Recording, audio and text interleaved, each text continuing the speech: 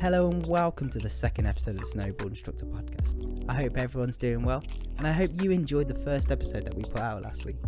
Before we move on to this second episode, we do want to give ourselves a quick introduction of who we are and a couple of other pointers. So my name is Max, I'm here with my brother Alec. We're both snowboard instructors at the Snowdome in Tamworth in the UK, and I've been instructing for about 4 years now.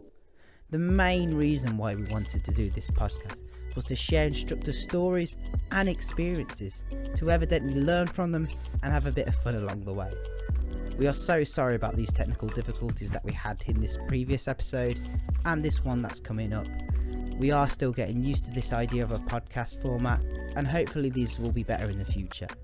Future guests that we want to make sure we have, so we don't keep it Basie centric, is to have more of an international kind of repertoire, such as the likes of Canada, New Zealand and Australia. Alongside this, we actually want your help to find new guests, as our contacts only go so far. The more guests we have, the better the experience. If you did want to contact us or message us, you can do it directly through the Facebook page at the Snowboard Instructor Podcast, or you can find us on buzzsprout.co.uk. Give us an email and we hope to hear from you soon. Thank you again for your continued support, and I hope you enjoy this episode.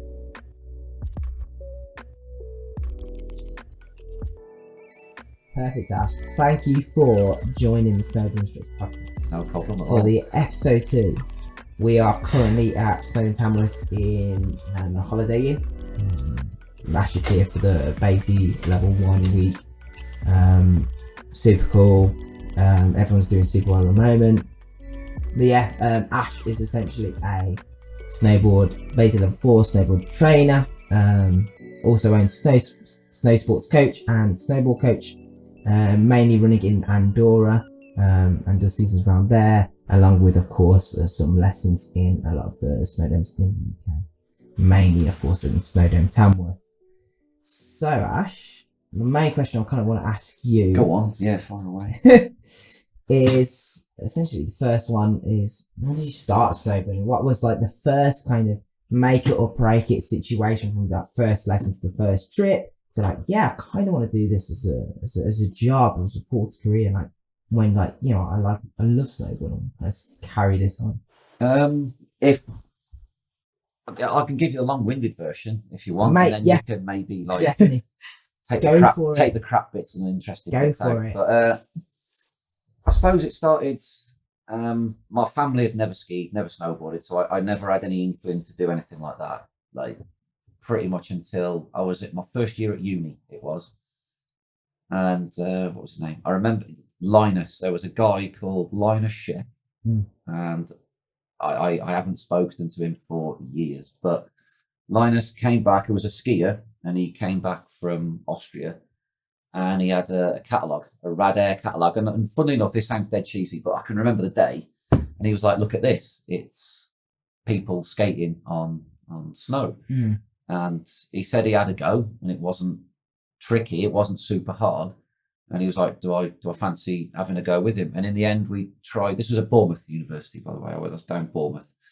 And we tried to ring up a dry slope. They didn't have a clue what we were on about.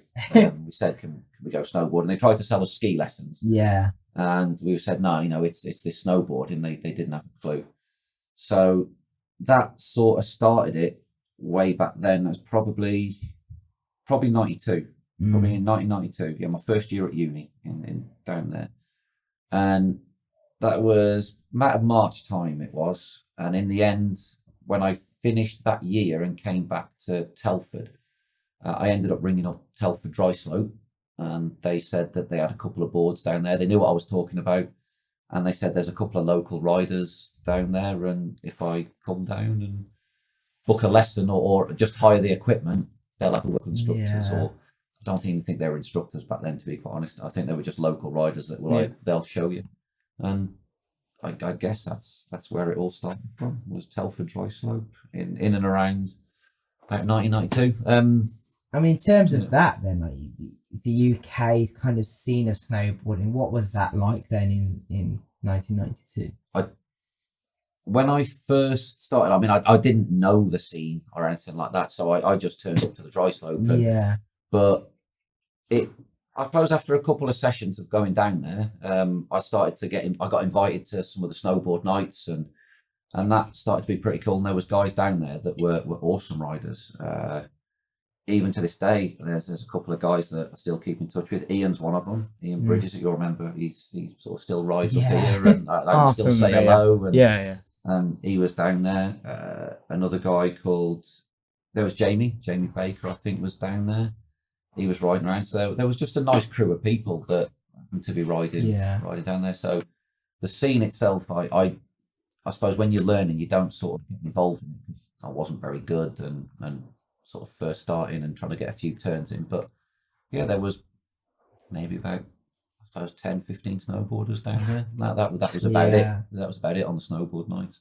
And of course, being a beginner, you're not, I was sort of to the side and trying to get my side slips going, trying to get my turns sorted. So, but yeah, I ended up riding there for a bit until it snowed there. The one very good and sort of first starting and trying to get a few turns in. But yeah, there was maybe about, I suppose, 10, 15 snowboarders down there. That was about it. That was about it on the snowboard nights. And of course, being a beginner, you're not, I was sort of to the side and trying to get my side slips going, trying to get my turns sorted. So, but yeah, I ended up riding there for a bit until it snowed there the one day, and that got me thinking about snow. And then Tamworth opened, and yeah. So what was like when Tamworth kind of first opened? Like, did you, because you weren't that far away from the dome? How was, of course, the commute there was pretty decent, but like, how many times did you go per week? Like, was it quite regular?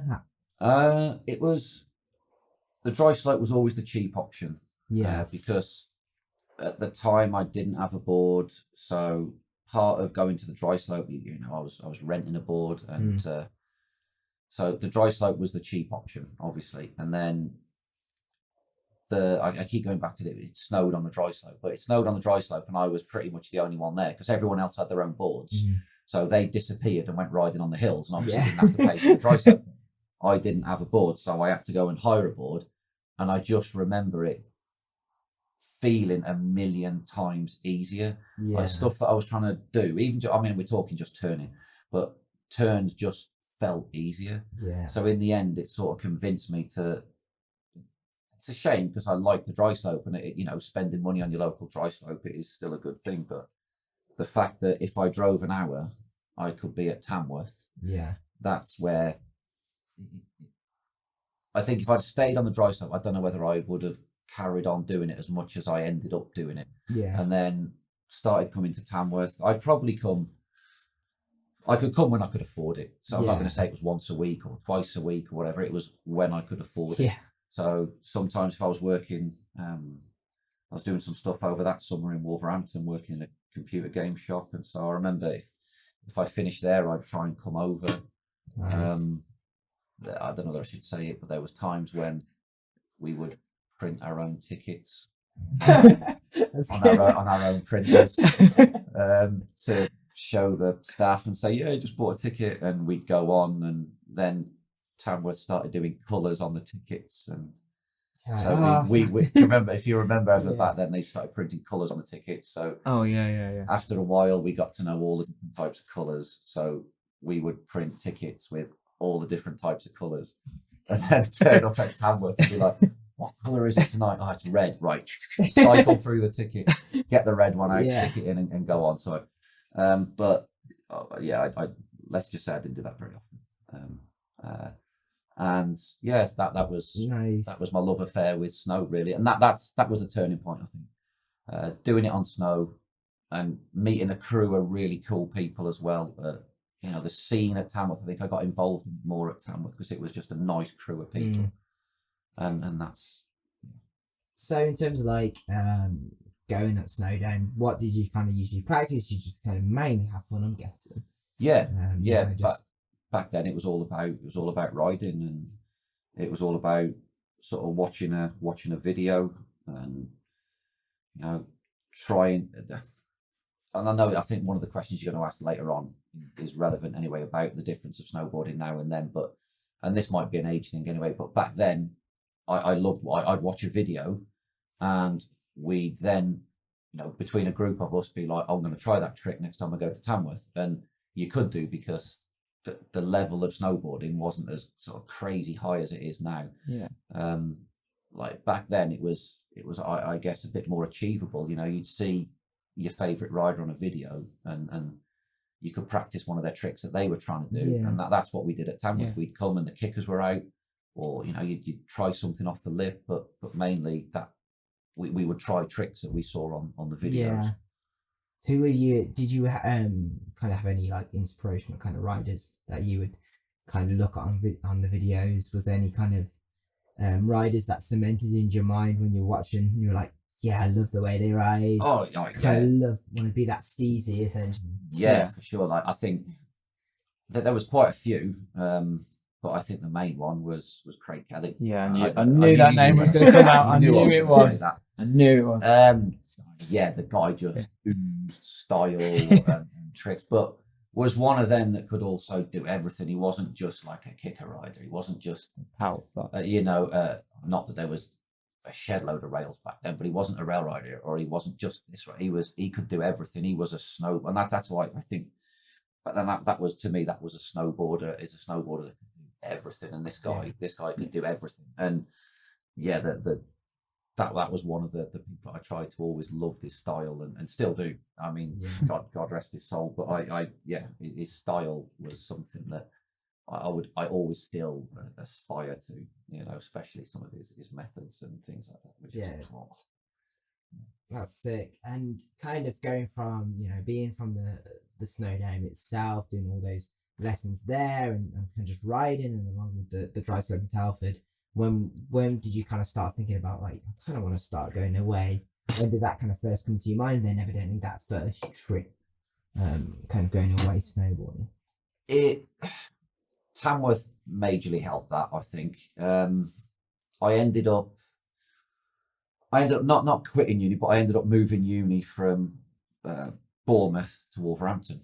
And I came back and I did a year at Wolverhampton, and that really helped. There was for the first time, I'd actually met some other people on a course. I was going down the dry slope on my own, and I first started coming to Tamworth on my own, and that's meeting people. Snowboarding wasn't massive. You told somebody that you were a snowboarder, you went snowboarding, they're like, what's that? Yeah.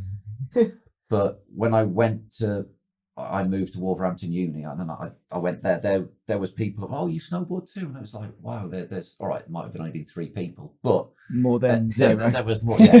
So there was a few of us that actually then started actively printing our own tickets to come to Tamworth. But no, there was quite a few of us that were then coming over, so like 3 or 4, and then obviously the crew at Tamworth as well were pretty good to ride with, and the Tuesday nights and the Grand Prix ramp and all of this.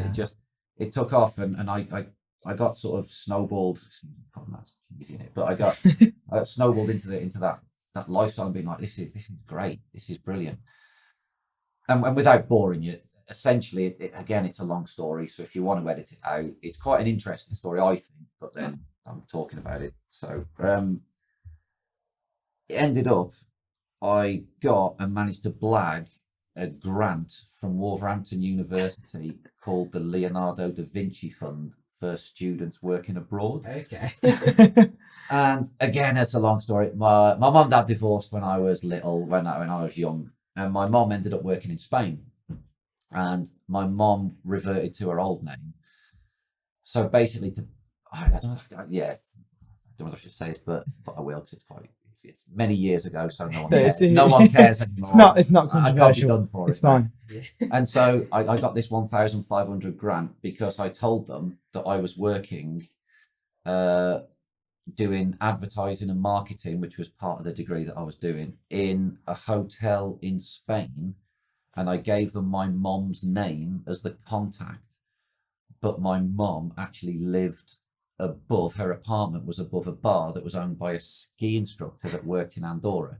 Okay. So in a roundabout sort of way, I ended up getting 1,500 quid to go and just bum a season on my year placement in Andorra. Nice. And that was it. Like, that was, again, it sounds cheesy, but that was a massive turning point in my life. I think that completely changed I'm sorry, this does sound really cheesy, but it is really true. It changed my complete outlook on life and what I wanted to do, the direction that I was going in. And I was doing this degree that was marketing and computers and like networking, and that's what I was going to do.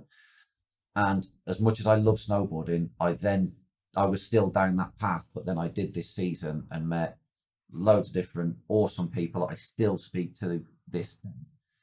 And that was it. I cannot go back to university the following year. Yeah. So I literally blagged that season in Andorra. How was that like first trip then, like in terms of Andorra itself? Like, what did you get up to in terms of that? I just drinking. Oh yeah. Yeah, definitely. Yeah. Kind of. Yeah, like it was a crazy, wild season. It was, that the prices of drinks in Andorra then was even more crazy than it is now. You're talking less than £1 for a beer. And we're talking like 70p. Yeah, 80p. yeah, and it was a crazy party season, which was what snowboarding was back then. Everywhere it was the whiskey videos, and snowboarders weren't athletes. The professional snowboarders were smashing beer bottles on their heads, and all the whiskey videos where you saw doing riding motorbikes through supermarkets and stuff like that. So yeah, snowboarding then, that first season was really good, and snowboarding wasn't massively popular. Lots of people didn't like snowboarders, but there's probably maybe 10 of us, 12 of us in that resort in Soldeu doing a season. That was all the snowboarders that there were, and all of us, and then you had like maybe 6 or 7 instructors as well. And within the first week, every snowboarder knew every other snowboarder, and it was cool. And it was still, to this day, still one of the best seasons that I've ever done. Super. So yeah. So in terms of kind of going from the trip itself, did you do any more kind of holidays or trips before you started to instruct, or like when did you think about, I kind of want to do this as a job, like I want to teach people to snowboard? When did that come into play? It was all a fluke, really, and it was all just teaching was a secondary idea to help me carry on doing seasons. So like say my folks had never gone snowboarding or never gone skiing, never done anything like that. I never did a trip away until I did my first season. So I'd never been on a mountain until that first season. And like my first ever time on a mountain on real snow was in Arcalys in Andorra. And I suppose I guess the end of that season, because there was so few snowboarders in resort and everyone knew everyone, the instructors were super cool guys and I had a lot of respect for them. And what they were doing, they were like, well, why don't you do a course? And at the time, Basie happened to be Andorra was a massive hub for doing skiing, and a very just started doing a very small selection of snowboard courses as well. And the instructors were there going, why don't you do it? Because then that means, you can come back next year, and even if you get a few hours, you're not having to shed loads of money. You can try and earn a few quid as well while you're here. And that was the idea of going and teaching it. So I did my first season and I thought, all right, no intention of making it any sort of full-time job or any career or anything. I just went, well, if I do that job, I don't have to work in a bar. I don't have to wash dishes. I don't have to do a job that involves me being off the mountain. If I do this course, and maybe I'll pass it, maybe I won't. Maybe next year the school might give me a job. And they didn't give me a full-time job, but they were like, the following year after I did pass the course, I went back to Andorra and they were like, yeah, we'll give you whatever hours we can. And where did you do your Basie level 1? So I did it in Soldeu. So I did 1 week in Soldeu and then we moved and did the second week in Pastellica. Oh, nice. So I did it in Andorra. Yeah. I did it in Andorra. Yeah. And kind of going from that level 1, no level 1 at the time. Really? Was it just Basie snowboard, or there was you called it a snowboard instructor and a snowboard teacher. That was it.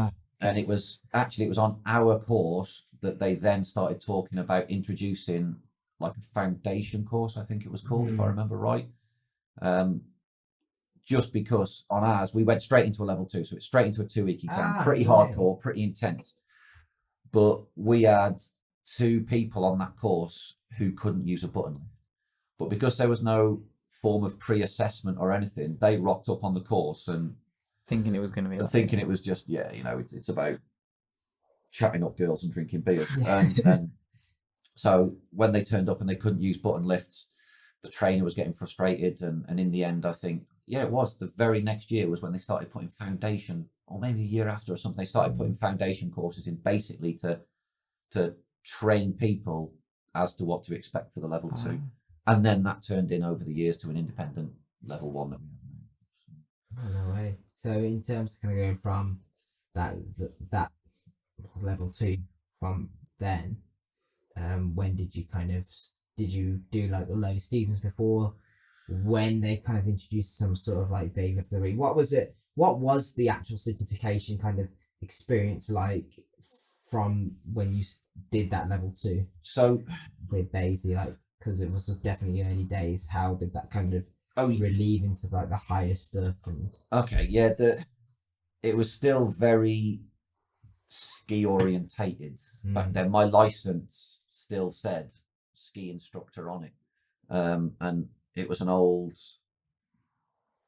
like I suppose what you call it, like a proper thick license. It wasn't a card because you couldn't print cards, but it was a license, and it was basically a rubber stamp over a picture that said snowboard instructor on it. That was it, and the rubber stamp spelled out snowboard instructor.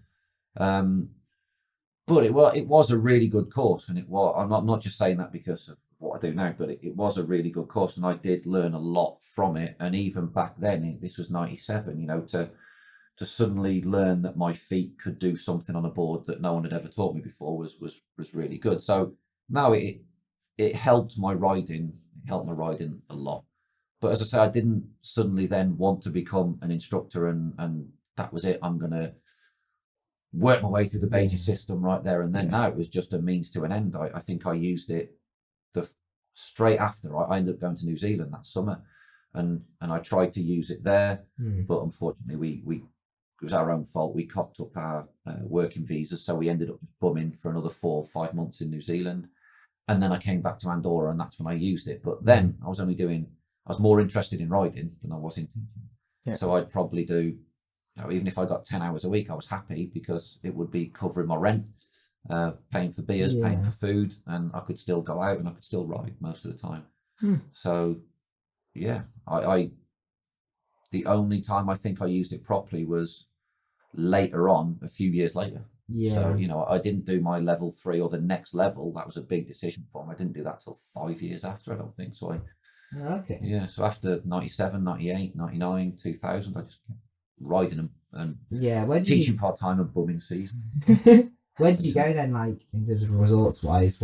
Where did you kind of go around? So I ended up, first season was in Andorra, but I still, like I say, still wanted to ride, not really teach. So then we went to New Zealand, did a tour around New Zealand, pretty much lived and based in one place, but did a tour, saw loads of different places around New Zealand.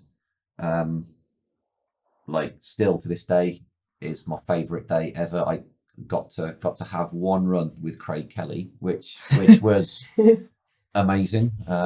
In Craigieburn, I can remember the day in Craigieburn. I've still got the lift ticket at home. Too embarrassed and too shy to ask for his autograph, obviously.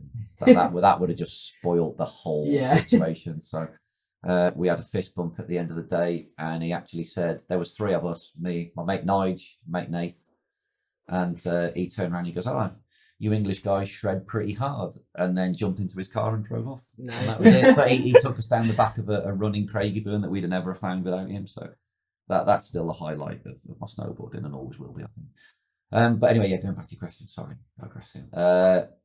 Andorra, then I came back to Andorra.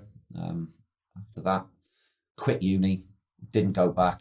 I did go back for 2 days so that I could get my grant check and get my student loan papers in, so that I could then use, back in the days when you got grants. So we got grants for going every term. I think I got about 700-800 quid. And my student loan, I think, was about £1,000 at the time or something like that. So I made sure I went back to uni for enough time just to get those two bits of cash. and then disappeared again. We back to still the trying winter. to do the marketing then as well. Yeah, you know, I was on the same course. Yeah. So I got accepted. Like obviously, I passed the second year at Wolves, and my year that I took off, and I ended up in Andorra. That was counted as my year off work placement. So I passed that because obviously I did a proper legitimate work placement, and I didn't go snowboarding. Air quotes. And obviously, and then and then I went back to uni for like 2 or 3 weeks, I think it was in the end. And once all the grant checks cleared, as soon as the winter came around, I disappeared again, went back to Andorra. And then I realised I couldn't keep affording to do back-to-back winters. So funnily enough, that's when I came back to Tamworth, tried to get a job at Tamworth for the summer of, what would that be? Summer of 98. Probably, yeah, summer of 98. Yeah, we were born. Yeah, mate. Thanks for that. So the summer of 98, tried to get a job at Tamworth. There was no teaching job, so I ended up working in rental. And then probably after a couple of months, Mark Chester gave me a bit of a break, and good old shout out to Chester. Cheese. Yeah, he gave me my break and was like, "Do you want to do a Friday night?" Person hasn't turned up, and then I did a Friday night, and then that sort of started to become a regular thing. And then Saturday shift became a regular thing, and I started sleeping in the car park with my Mark 1 Astra. And so I spent the summer at Tamworth, but Cheesy always knew, and I always said right at the start I'd be going away the following winter. So I think he appreciated that, and he would always still give me hours.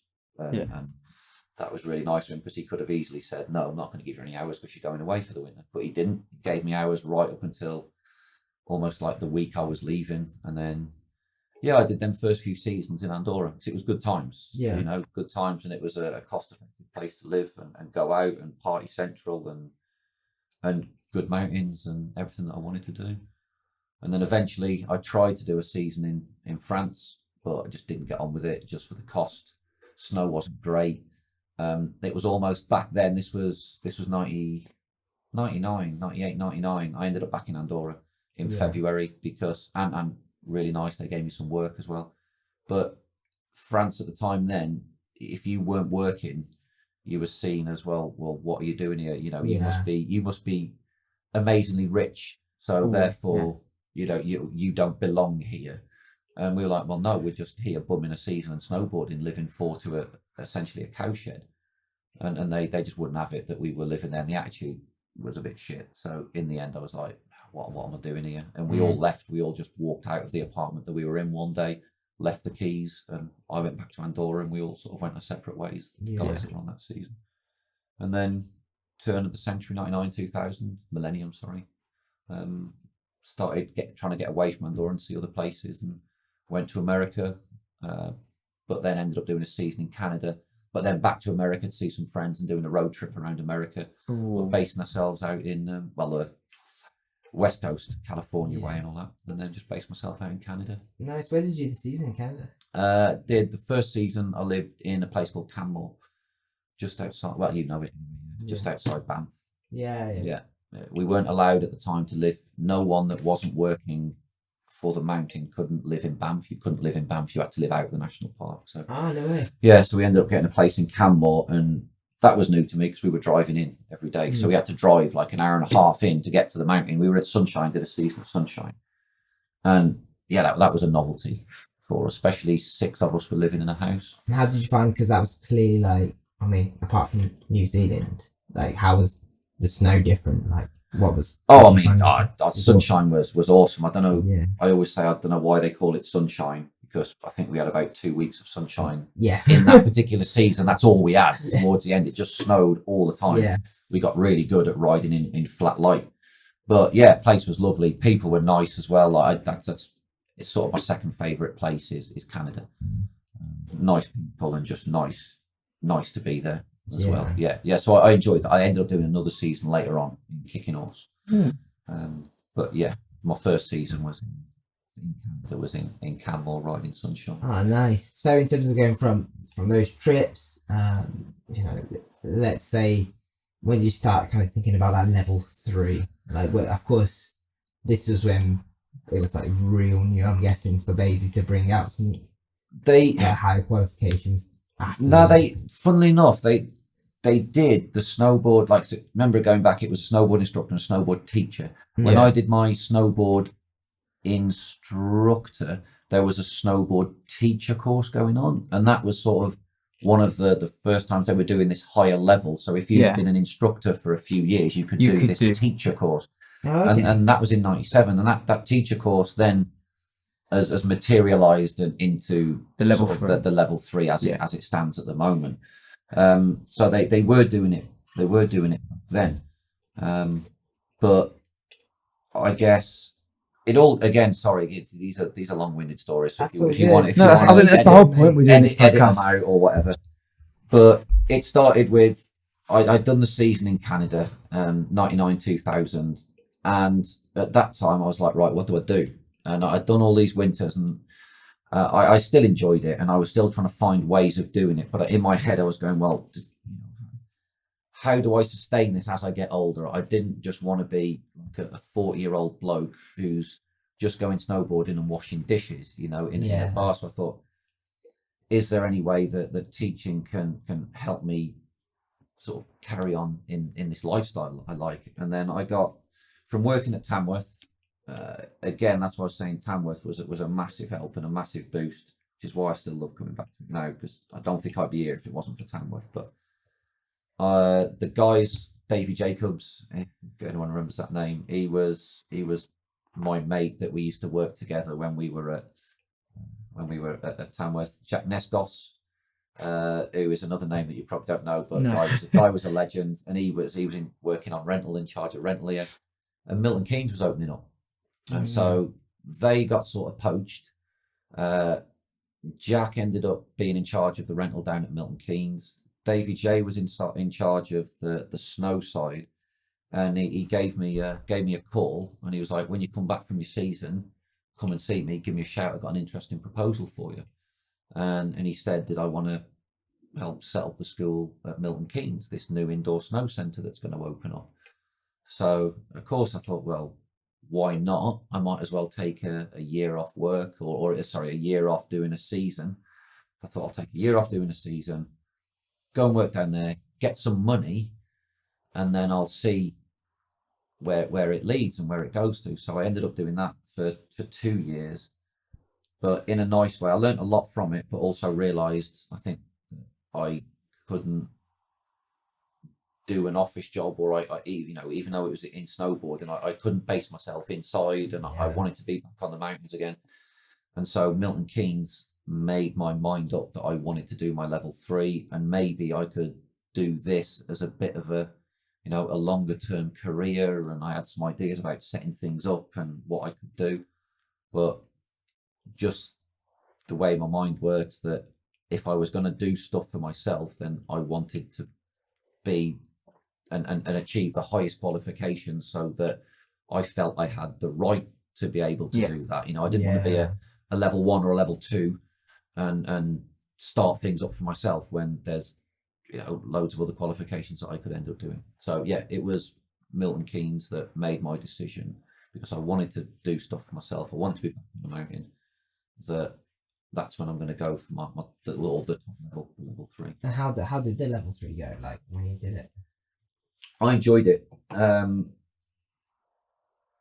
It was hard. Still to this day, it was the toughest 2 weeks I spent on a snowboard. But I'd had winters behind me. Even though I was working at Milton Keynes, I took a shed load of time off before, unpaid. I obviously paid for the exams and everything myself, but I took unpaid time off work to train and ride and do all the things that I wanted, that I knew that I needed to work on to pass that course. So I went into the course confident, but then obviously, like, for anyone that's listening that has done the base, because it's a bit of a roller coaster. There was days when I went, I fucked this up, like, I'm not going to pass. Then there was days when I went, I think I've got it. Then the next day would be like, no, I haven't. What am I doing? I'm going to go home. And it was a tough course. It was a tough course. And that was back in the day when it was all in one go. You didn't do 5 days and then 5 days teaching and 5 days tech. You did 10 days together. That's it. All you could book was 10 days with a weekend break in the middle, like a level 2 is now, and you just had to smash it for those 10 days, and it was tough. I think we started with 10 people. Of the second week, I think we were down to about 7 or 6 people, because people were just like, I've had enough. I'm, maybe the wrong attitude, but like, I've had enough. I'm not going to pass. So I'm going home. And a few of us that stuck with it. I think we finished with about 5 people, and in a good way. I was proud to pass that course. I was the only one that passed that course out of 10 people. Oh, really? Yeah. But I was happy, because I was like, yeah, fuck it. I'd worked super hard for that, and I put everything into that course. Yeah. So I was gutted for obviously other mates that were on the course that didn't do it, but again, I was super happy with myself that I'd passed it, and I think that's where it started, because I felt like I'd earned it. Yeah. I was like, right, maybe this is something that I can do. Maybe I'm not that shit after all. And so it went from there. So. Kind of going from you've just got that level 3. Was ISTD kind of a thing back then for the level 3? No, not really. It was like you mainly got your ISIA. Yeah.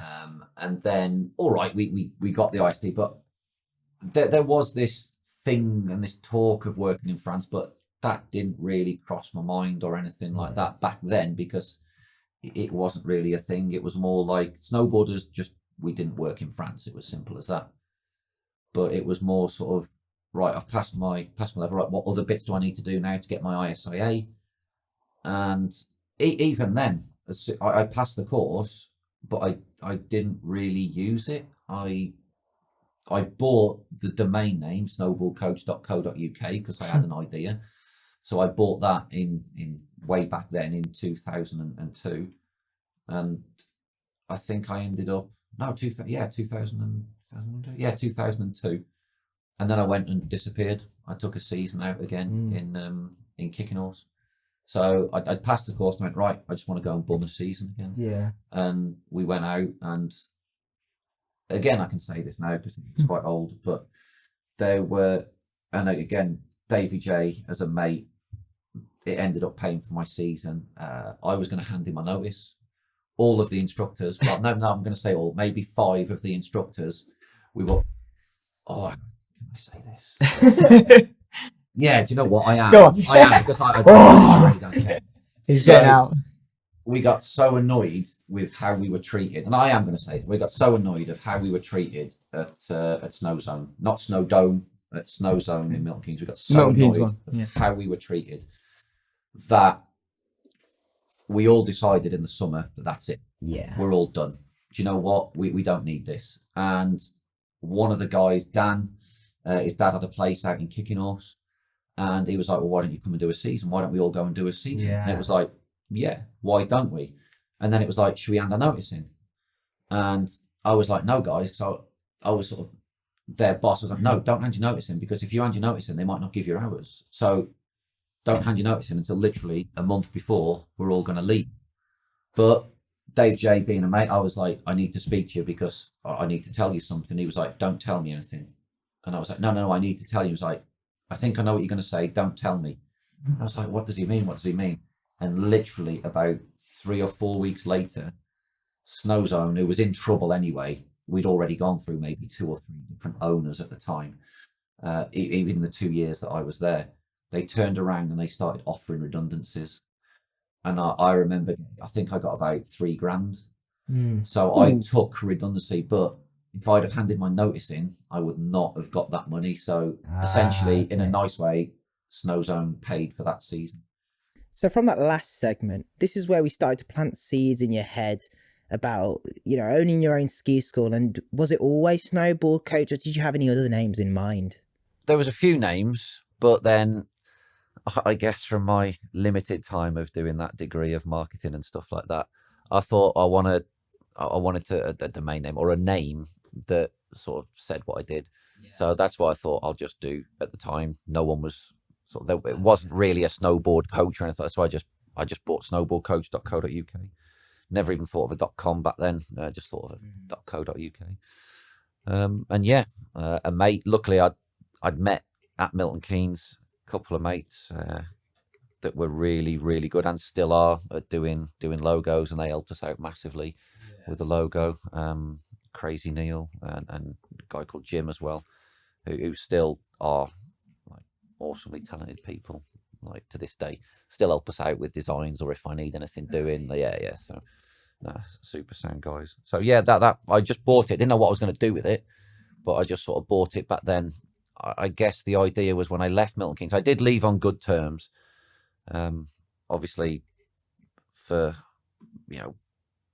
the industry being small, you don't really want to burn any bridges or anything like that. But yeah, my idea then was I'm going to go and bum a season. I'm going to come back. And maybe, just maybe, I might be able to try and start doing, my own little coaching things. And maybe there might be people that might want to do courses or just ride better. Not private lessons. I didn't want to do beginner lessons because I didn't want to tread on the toes of the indoor centres. But at the time, with sort of Milton Keynes being open and Tamworth being open, there was no independent people really in snowboarding that were delivering any training. So I just saw a bit of a niche. It was mainly Snow Zone that gave me that first, or gave me the option. I started doing courses down there because I based myself down there because it was the first time in my life I'd ever had a proper wage, working there for the 2 years, which, I suppose you got to thank Milton Keynes for that. But I managed to buy an house. And fortunately at the right time, at a right price, and I got a mortgage, got a house. So I ended up basing myself down there, and it was just a little bit easier to run courses at a Snow Zone, which was 5 minutes away from my house. But then slowly it started to come back into Tamworth, and the contacts that I still had up here, started doing some courses back up here, and between the two, but honestly, like, few and far between, because it was really, really hard back then to try and get people on courses, especially when there's no money in there for budgets and marketing and advertising and stuff. It was just word of mouth. Basically, that's all even now, I guess, to the point, it's still a lot of word of mouth. So what was like the first trip out under the brand of like Snowboard Coach? So that was my random laptop making a noise there. God, going back. I'll tell you what happened. It came around in 2003. Once I got my level 3 and I got all my ISIA bits, I got offered I started shadowing some courses with instructor trainers at the time. I remember Pete being one, a mate called Pete. And I started shadowing instructor courses for Snowsport Scotland, because Snowsport Scotland were working differently to Basie at the time, and it was a level 1. And you could independently teach with that. And I think, if I remember right, Basie at the time was just a foundation course, so you couldn't teach with a foundation course through Basie, but you could with a Snowsport Scotland. And they eventually, not far after that, merged. This was about 2000 probably 2003. They asked me if I could start doing them. So once I'd done my shadowing, they asked me if I could start delivering some Snowsport Scotland instructor courses. So of course I was like, yeah, of course I will do. And I started running them under the Snowball Coach banner. And I remember doing courses up at Halifax. I remember then not having any work for like months, and then all of a sudden there'd be another course I'd do, and it'd be in Stoke, and again, no one was advertising that they were doing these courses. So I was using Snowball Coach to try and, all right, it was benefiting me. I was advertising courses that I was doing, but I was trying to advertise and maybe spread it out a bit that snowboarders could train to be snowboard instructors. But it was really few and far between.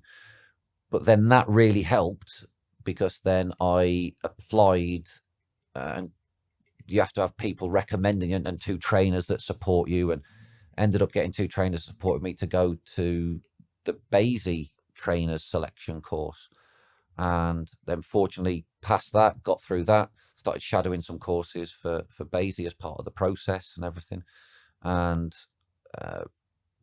awesomely ended up being selected as a trainer to then start delivering courses, which I then started running through Snowboard Coach as well. Obviously, they were basic courses, but again, using Snowboard Coach to advertise the fact that you could train with Basie and Snowsport Scotland to do these courses. And then I think that's when I sort of started to get more and more work through Snowboard Coach, or through the business started to grow a little bit, because people then started wanting to do these instructor courses. So they wanted to train for the instructor courses. Yeah. Then let's say if some people had failed an instructor course, they wanted to train some more before they did it again. And so it sort of, it's a terrible pun, it snowballed again. So, but it sort of grew a little bit. Yeah. And so that Snowball Coach, I mean, it still wasn't, you still could make I was cleaning windows off ropes in Birmingham, to make some extra money and things like that. So it still wasn't a standalone job, but I was trying to make it as much as I could a standalone job, but still doing other jobs alongside it. So in terms of that first trip and going towards Bulgaria, what was that experience like? Because that was like 10 years ago, right? Yeah. That was 2006. So that was 2006. So yeah, the Snowboard Coach, let's say Snowboard Coach was getting steady. Snowboard Coach was getting steady. It was getting steady, but I wanted to do something with it. At the time, France was becoming an option, and there was talk of us, because we were already trainers, of being and having the ability to work in France, and it was almost a given. This was going to happen, for a first time in a long time, snowboarders could independently or go to work as snowboarders in France, and not being skiers who could snowboard. And so that was a big shift. And I remember Ali from New Gen, again, God rest his soul, but Ali from New Gen was like, well, why don't you come and work with us and set up the snowboarding for New Gen? And I got on with Ali like really well. We'd worked together on loads of courses over the time of from 2003 when I first became a Basie trainer. From then and until this 2006 period, we'd done quite a few courses together, and I was close to taking it. It was a really good package, really good offer, but I don't know. I think something in me wanted to do something for myself, and I said to him, I was like, look, if I come and work for you, I know that I'll be working for you for the rest of my snowboarding life, because I'll get used to it. And do you know what? I want the challenge of doing.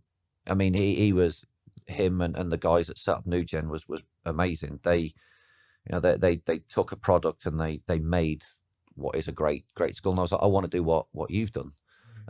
Maybe obviously I didn't have aspirations to be that big and do all that sort of stuff, which I'm not. I'm definitely not. But I remember at Geneva Airport, I had a meeting with him and I sat down and I made the decision then. And I said, nah, do you know what? I don't want to work in France. I'm going to do something for myself. And the opportunity came up to a guy that I used to work with in Snow Zone. Sorry. He was Bulgarian, and he was like, well, why don't you come and start a school in Bansko in Bulgaria? And that was the start of that. Yeah. And I wanted to keep it separate. Snowboard Coach was mine. At the time, the rules were if you started a business in Bulgaria, you had to have a business partner. So we sort of started working together, but I wanted it to be completely separate, because that was something that you're going to do with a business partner. I didn't want Snowboard Coach to be anybody else's apart from mine. And then I came up with the name Method, obviously, because of going back to Craig Kelly and going back to the, whether people know that, I don't know. But from Craig Kelly, and my favourite trick was a method, and he was legendary at doing methods. I wanted to call the school Method Snow School. And yeah, we set it all up, and we did really well for a number of years out there. So was that mainly kind of doing level 1 and 2 training? Nah, do you know what? It was full on normal beginner bread and butter ski school, snowboard school stuff. So alongside it, we thought of running these training courses for level 1 and 2, but that didn't really happen until probably about 2000, probably about a year after we opened. A year after we opened. So we had the idea, ran it by Basie and said, this is what we want to do. And they were like, yeah, of course you can. And so, yeah, we started doing sort of level 1s and level 2 season programs. And then I didn't like the idea of doing a level 1 and a level 2 in the same season, purely because, again, people didn't appreciate, I don't think, our idea was we wanted people to do these courses that wanted to be instructors, not necessarily taking a year out just for a jolly. And what we found was when we were delivering level 1s and level 2s in the same season, people would turn up and we'd have a week's training, then they'd do the level 1 course and they'd be, I didn't realize it was going to be like this. I thought it was chatting girls up and getting pissed. And we're like, well, no, they're all right. That's maybe part of it. But during the day, no. We were like, no, it's these are professional courses. These courses are going to get you to work all over the world. And they're like, I didn't sign up for this. And so in the end, we rolled it out and we changed the format of it. And we stopped doing level 1s as part of the winter season. We only did level 2 training. And then we made sure that using Snowboard Coach, we made sure that if people wanted to do a course, they could do a course that we were doing in the summer, or could do a basic course in the summer at various indoor centres that, were opening up. More were opening up, like Hemel was starting to open up. I can't remember what year that was, but Hemel was opening up. But they could do a course at Tamworth. They could do a course at Milton Keynes. They knew what it was about. And then if they wanted to come away and do a level 2 with us, they could do. But at least then it sort of shaved the people down. So the people that we got coming out to us in Bulgaria were the people that wanted to be instructors, not just, who were going to use it, who were going to appreciate being an instructor and go and work all over the world with it. So that was the idea of Bulgarian. And it worked for a few years. Yeah, I would say a few years. What made you sort of, get rid of Bulgarians? Corruption. Yeah. It was absolutely horrendous. And shocking. And the people were great. Your local community were great, but trying to run a business as a foreign person in Bulgaria was just shocking. It was honestly, I cannot express how ridiculously corrupt it was. I'll give you an idea. We had the tax inspectors would come round. They'd walk into the shops. We had a little shop as well, selling just, jackets and boards and things like this.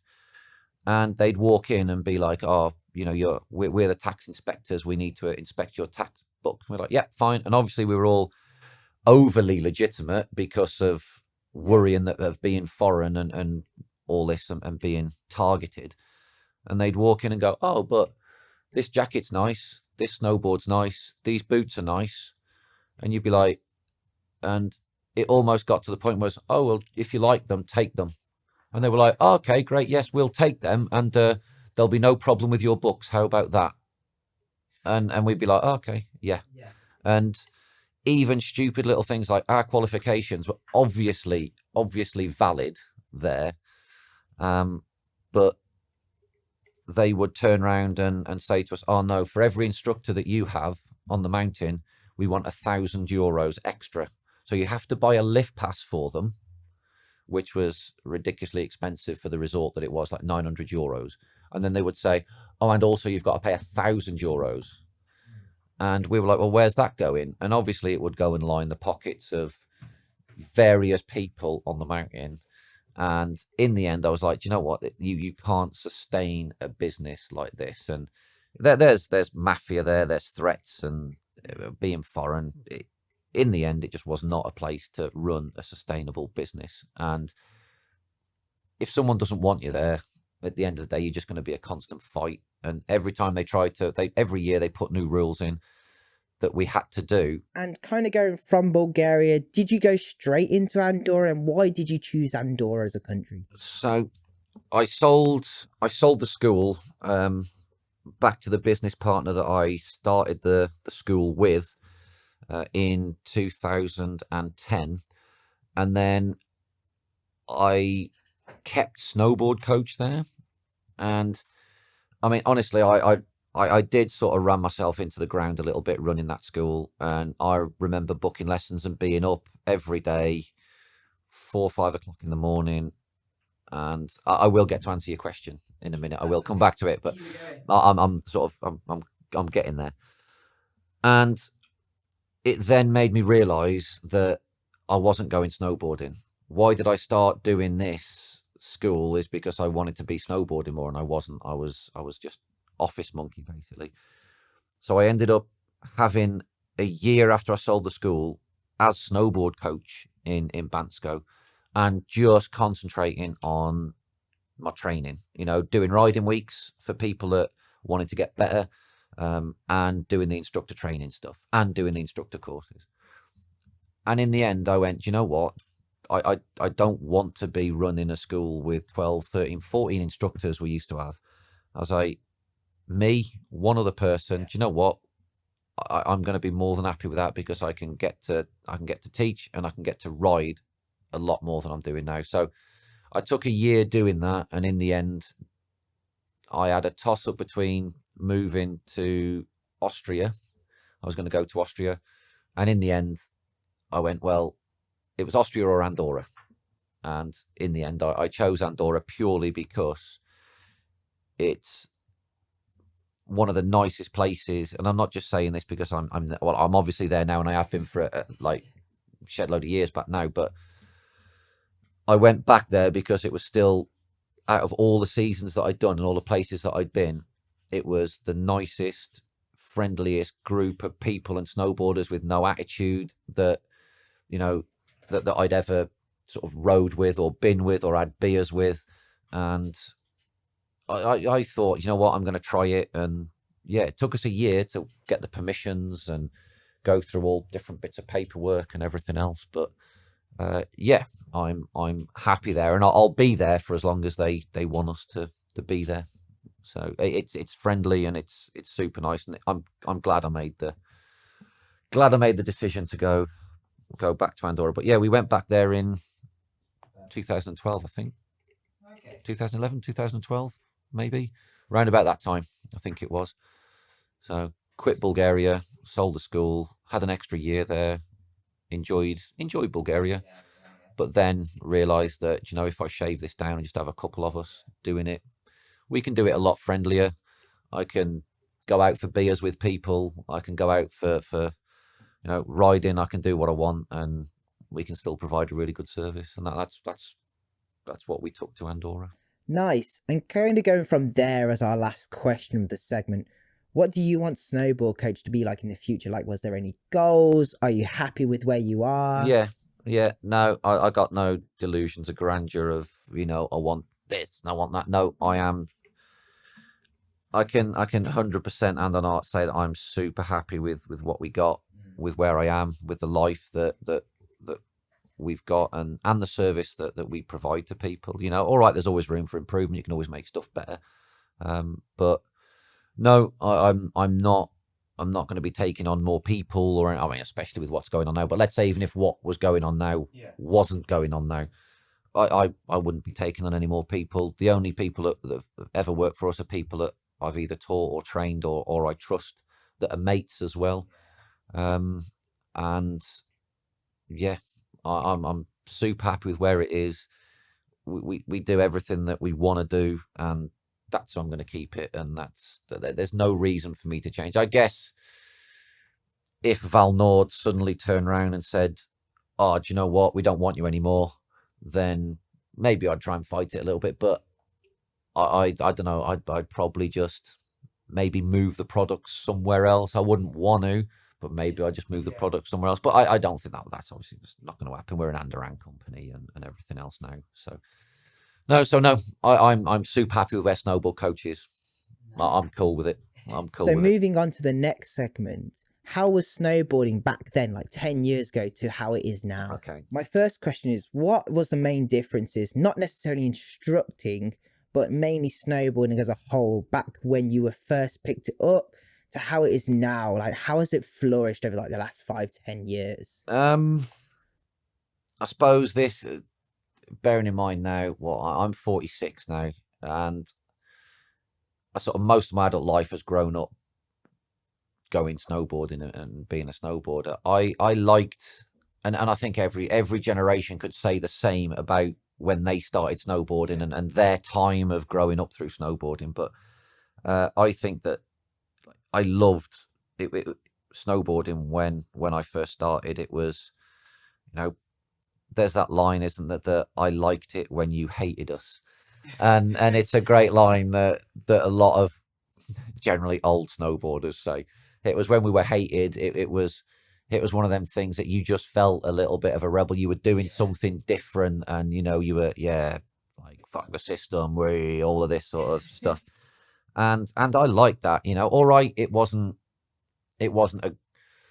I remember being spat on, for instance, like off chairlifts, and it was get off our mountain, fuck off snowboarders, and all the arguments of you wrecking the slopes. But I never really had, and I'll explain why, I never really had a hatred for skiers like they used to be. You used to be told that you should hate skiers. But there was two guys on my first season, Glenn and Hans. And I haven't spoke to Hans for a long time, but I still speak to Glenn now, Glenn Lawley, and he's a fucking awesome skier. He would ride, or he would ski with us even back then, when skiers were meant to hate snowboarders. And some of the best days were riding with Glenn and Hans and all. They just came with us. And the sort of, even they got hated. They were called wannabe snowboarders at the time. But they were good times snowboarding when there wasn't many people. But then it started to grow, and that was good as well. It started to bring more people in. And I guess for the business that I'm in now, if snowboarding hadn't have grown, then I probably wouldn't be here now. I wouldn't have been able to be here now. But I think it has changed massively. This is my opinion, and I guess obviously with an opinion, some people don't agree with it, and that's fine. But I think snowboarding's gone from being a little bit aspirational. Sorry, these are big words, but a little bit aspirational. To sort of more of a spectacle of snowboarding. Is that the right word? Like I was aspiring to ride like Craig Kelly. I was aspiring to be like him. I wanted to ride like him. I saw him do a trick, and I felt that, me and my group of mates could go out that afternoon or that day and go and try that trick. Yeah. And so you felt part of it. Whereas now, you watch. There'll be some 12-year-old snowboarder go out and do a quad fucking cork and offer a kicker the size of 17 houses. And that I mean, it is an amazing skill, don't get me wrong, but I'm sure how many people look at that and go, do you know what, I'm going to try that the next time I go to the park. That doesn't happen anymore. Yeah, I agree with that, especially now with Instagram obviously popping up. It makes snowboarders wanting to do these like really cool and mad and crazy hard tricks just for the sake of clicks and views. It essentially grabs the viewers' interest just for that couple of seconds before they obviously, move on to do the next thing. On the outside, that is really cool, but doing these tricks doesn't show sort of the community within snowboarding, which I think partly makes people wanting to come back and back for the next season to continue on doing this sport and loving this sport so much. And this is it. And I think that's why snowboarding went into a decline for a little bit, as well as all right, people's money and situations and stuff. But you watch something on the telly, you're like, yeah, wow, it is awesome, and I am blown away with the skill level on it. Does it inspire me to go and try that? No. And I think snowboarding recognise that, and look at the success of some of like the side it vids that come out, and you look at the side it videos and that you go, you want to go out and build a side hit like that and try the tricks that he's doing, because they're tricks that, you can legitimately do and work your way up to. And so I'm not obviously taking anything away from what you see on these massive, super spinny tricks, but at the end of the day, I mean, it is a spectacle to watch that sort of stuff, and it is a showcase, and it is amazing to see. But at the end of the day, No, I am worried about sort of where it's going, and I'm hoping that it sort of gets reined back in a little bit, and I'm hoping more videos like, that, like the side hit stuff come out.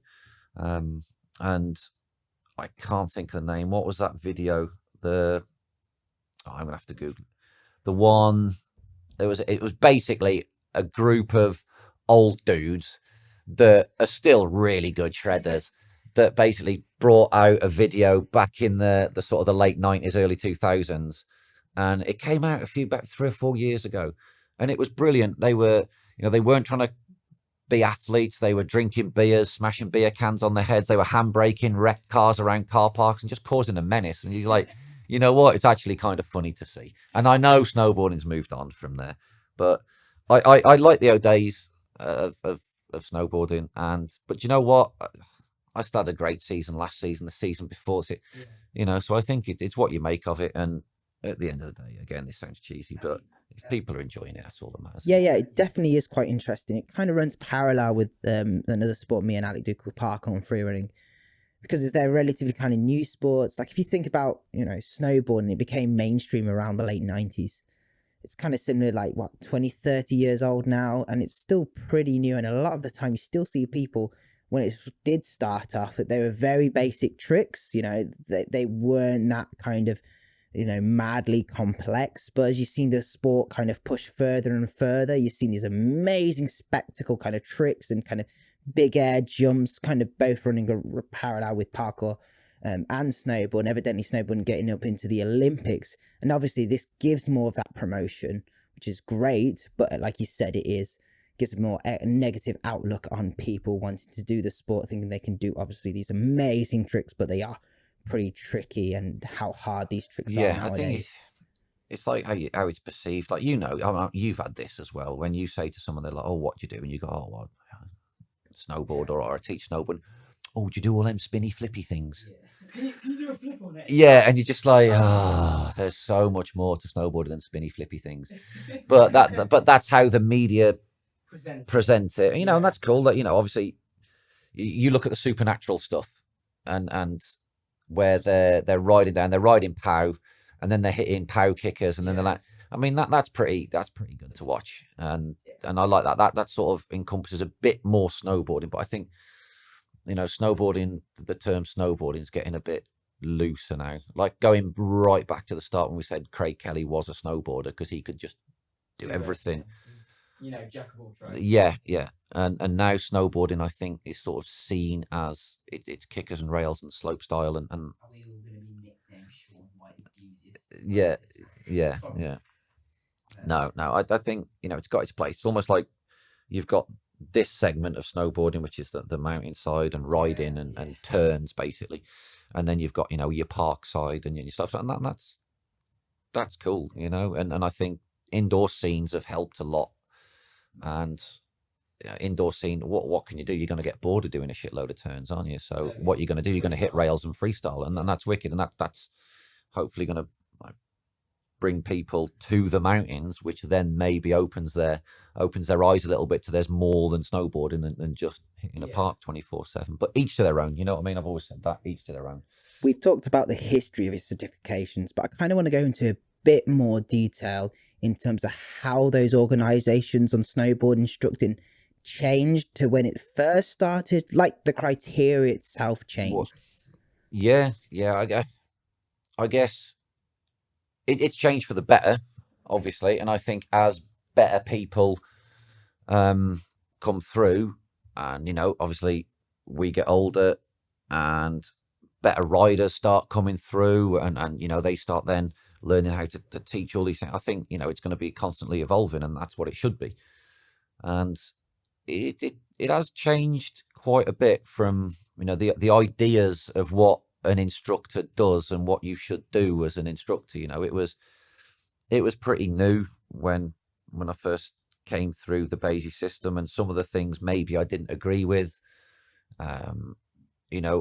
Because you're an instructor, you should do this. It's like, well, no, we're snowboarders. So as a snowboarder, why are we doing that? No, don't worry about that. You're an instructor now. I remember being told, you're an instructor now. You should do this. It's like, but why do I need to do that when it doesn't really make a difference to what my riding is doing? you know, and all these things like, oh, you must do loads of up and down and loads of 4.5 because you're an instructor now.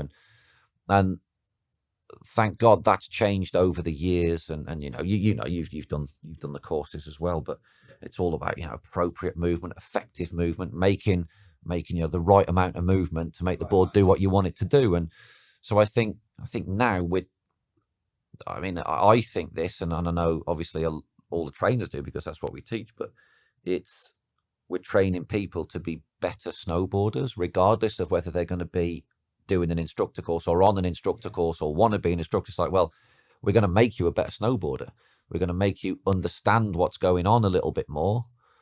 And therefore, if you understand it all and you do become a better snowboarder, then, you know, you're going to reach this level 1 or this level 2 or this level 3. And I think it is we've taken snowboarding and what it is into account way more now over the past few years than it ever has done in snowboarding. So we're trying to get away from this, be an instructor, ride like this. It's like, no, we're not about that. It's being a snowboarder. We're going to improve you to be a snowboarder. That makes sense. Do you know what I'm saying? I'm like, you know, it's not about, all this super techie stuff and show me more up and down because you're now being an instructor. It's, well, no, if you don't need to do up and down, like you know what I do at Tamworth Snow. It's like, do you understand what up and down is there for? Yeah. Well, do you need it when you're riding the slope at Tamworth? Well, no, not really. As long as you've got a little bit of flex in your legs, you don't need it. So it's appropriate, yeah. And so all of this sort of stuff, I think we're not trying to, it's not trying to be about making it cooler so that the cool kids like it and want to come snowboarding and do a basic course, but it's just making it relevant to where snowboarding's going. Yeah. I think so. The certification, I think, it has got better, and because it's modernized it, and you know, we get, fair play, we get quite a lot of freedom to change the courses between us and you know, add criteria, take criteria, adjust the levels, whatever, you know. And yeah, I think that you need a sort of balance between being, you know, super anal about your riding and not being technical at all. I think there's a reason why most people come to snowboarding, as it is fun, and you know, you want that sort of snowboarding lifestyle where you look at that classic snowboard and they are laid back and they are, you know, absolutely fucking chill. And when you're becoming a snowboard instructor, you still sort of have that mindset. Yes, you are thinking about how you ride the snowboard and what inputs you need to make to get the board to respond and how you want it to respond. But it's always been sort of, you know, twatting around, being more laid back. Unlike where with skiing, it is, you know, very more technically anal on how you ride and being, you know, what exact movements do I need to do to make this ski turn on how I want to turn it. You know, not to say that every ski instructor is super technically anal and it is fun in that sort of end. Yeah. But that's sort of the majority I see it, where snowboard instructors are more laid back and ski instructors are more sort of technically anal about that sort of things. But there have been differences between the two. Like I have seen, including myself, snowboarders wanting to be technically anal about how their riding works and how it affects the snowboards. Yeah. Because it is fun. Yeah. It's fun to see how doing something makes a snowboard do this, and if you change it, it makes it do another thing. I've seen also skiers wanting just to, you know, piss around and have fun, because that is the whole point of the sport. As I said, it's meant to have fun. It's meant to be, you know, a laugh. Yeah, and I think, all right, there's always room for improvement, and I think the courses can still be improved now. But you know, I think over the past few years, we're starting to find and strike a pretty nice balance between that. You know, you've still got to have some controls over it. You know, you've still got to have a criteria that gets and tests you to do certain things and make sure that this or that is working in your riding. You know, it can't just be a free for all, turn up and everyone passes sort of thing. So still always got to be a criteria and that. But yeah, I think it's over the next few years, I think it'll develop even better as well. And maybe some of the new trainers coming through, you know, when some of us sort of in a few years time, maybe sort of drop out, some of the new trainers will then take that and start even getting the balance better. And as snowboarding progresses, obviously the courses, and what we teach and how we teach it is going to progress as well. So yeah, no, I'm happy with it. I'd be a hypocrite if I taught it but didn't agree with it. So yeah. So no, of course I agree with it. Kind of rounding off this episode, I want, in your opinion, like, what makes a good snowboard instructor? Oof, tricky. Do you know what? It's not. Well, yeah, it's not always about riding. I think other instructors gauge other instructors' ability and how good they are on their riding ability, and they'll go, oh yeah, watch, he's awesome riding down the hill. That doesn't really make a lot of difference if you're going to be teaching a side slip lesson in the dome. I think what makes a good instructor, again, cheesy words, but I reckon nothing worse. I can give you what is worse. How about that? So I can think what I don't like about instructors that I've seen, which might probably be an easier thing to say.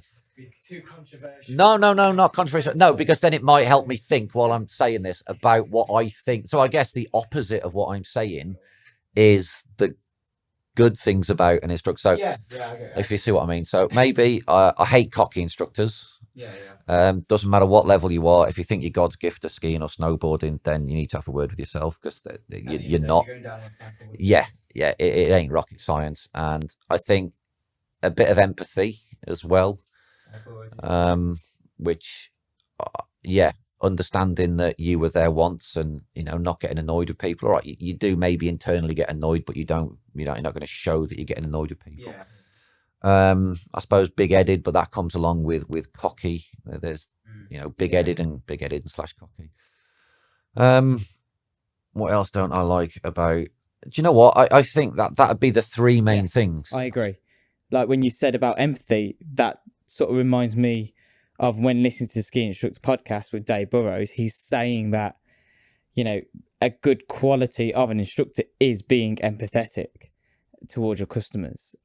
But I think as you become an older instructor, maybe being empathetic is going to be harder because you've been snowboarding for longer than if you're, a new instructor, completely off the block. Having that sort of level of empathy is easier. Would you agree on that? Or yeah, no, they could do, because they're like, oh yeah, do you know what? I only did my course 6 months ago, and all right, you get I suppose two schools. The other side of that is an instructor who has just done their course could be cocky and be like, yeah, I'm an instructor now.